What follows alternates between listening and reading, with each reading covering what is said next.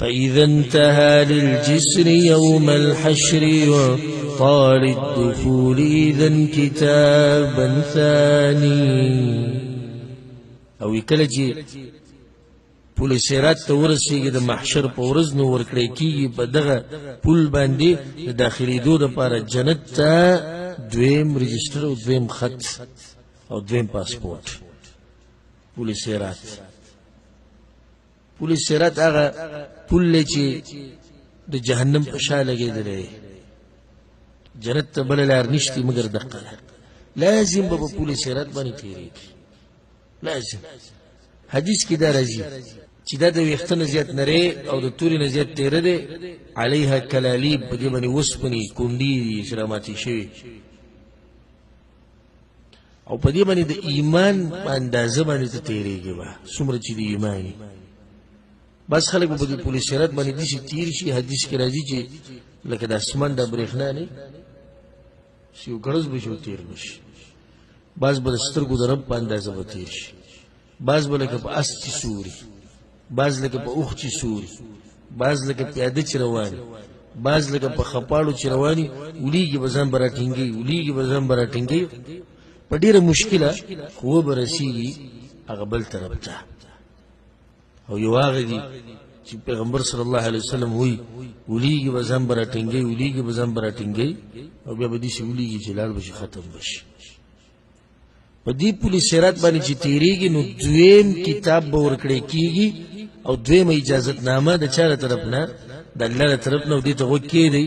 عنوانه هذا كتاب من عزيز راحم لفلان ابن فلان. الله أكبر. هذا كتاب من عزيز راحم لفلان ابن فلان. عنوان دا غیب ویدی دا خط ته د طرف د عزیز او د رحمان ذات نه، د پاره د فلانی چې زوی د فلانی دی. چې کتاب به ورکړی شي، خو په دې کې به صحیح دا کوم چې د عزیز او د رحیم ذات ته طرف نه دی. فدعوه يدخل جنة المأوى التي ارتفعت ولكن القطوف دواني. لیکلي به په هغې کې چې پرېږدئ پلانی او د پلاني زوی چې ننوځي جنتونو ته چې هغه دنګې دنګ جنتونه دي، خو میوې څه دي؟ میوې نږدې دي. جنتونه دنګ دي او میوې څه دي؟ نږدې دي.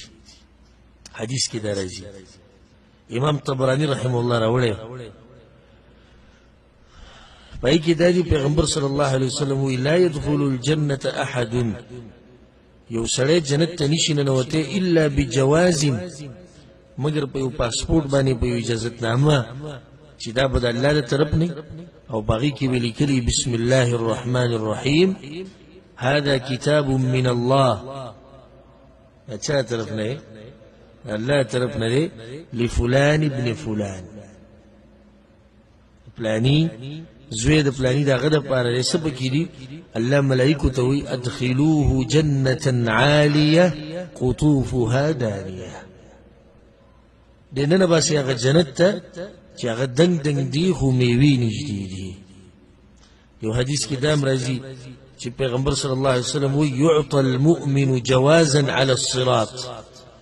مؤمن چې کله په پل صراط باندې تېرېږي، کله چې تېرېږي په پل صراط باندې، نو په هغه ټایم به یو پاسپورټ ورکړی شي، او په هغې کې وایي بسم الله الرحمن الرحیم هذا كتاب من الله العزيز الحكيم. دا کتاب د الله له طرف نه دی چې عزیز او حکیم. لفلان ابن فلان، د پلانی زوی د پلانی دپاره. ادخلوه جنة عالیه قطوفها دانیه. په دې کې به دغه لیکلي چې دی ننباسي هغه جنت ته چې هغه دنګ دنګ جنتونه دي، میوې د هغې نږدې دي. الله اکبر. چې داسې یو پاسپورټ مونږ ته میلاو شي په پل صراط باندې، دا به هغه شاهي امر ورته وایي. شاهي امر مو اورېدلی که؟ شاهي امر څه ته وایي؟ باچا طرف نه امر. حکومت به وایي سبا اعلان کوي، نه ټول به انتظار. دا کال چې وایي شروع شو که نه، حکومت به وایي نوي اعلانونه کوي. اورېدلي دي که نه دي اورېدلي دا خبره چېرته؟ حکومت به نوي اعلانونه کوي څومره زموږ دغه اعلانونو ته غوږ چې ګوره څه به ویلي ټکس به یې معاف کړی که نه به یې معاف کړی کم سهولیات به په ملک کې راځي مسافرو باره کې به یې ګوره څه ویلي او یو امر به هلته هم کېږي اعلان به وشي واورئ اعلان د داسې بادشاه د طرف نه چې هغه بادشاه د بادشاهیانو دی څه اعلان دی هذا كتاب من عزيز راحم لفلان ابن فلان الله اکبر دا اعلان د پلانی دپاره دی چې زوی د پلانی دی به را مخامخ شي خلک به هم ټول حیران شي ټول انسان ولاړ چې څه به وایي ګورئ رب العالمین څه اعلان دی څه اعلان دی فدعوه يدخل جنة المأوى التي ارتفعت ولكن القطوف دواني پریدی دی چې دی جنة المأوات او پریدی چې دی ځي هغه دنګو دنګو جنتونو ته یو داسې اعلان به هم کي د بادشاهانو بادشاه به یې کوي او یو داسې اعلان به هم کي دې ته هم غوږ کېدی خذوه فغلوه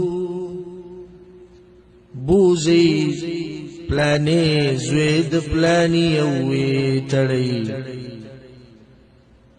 ثم الجحیم صلوه بے گزار کی جہنم ته ثم في سلسلة ذرعها 70 ذراعا فاسلكوا ودمرا غټ زنجیر کې وتړي او بنې کوي چې داغي او یا غزه داغي مقدار د طول یو دغه اعلان دی او یو دا اعلان دی هذا كتاب من عزيز راحم لفلان ابن فلان الله لمن تنسيك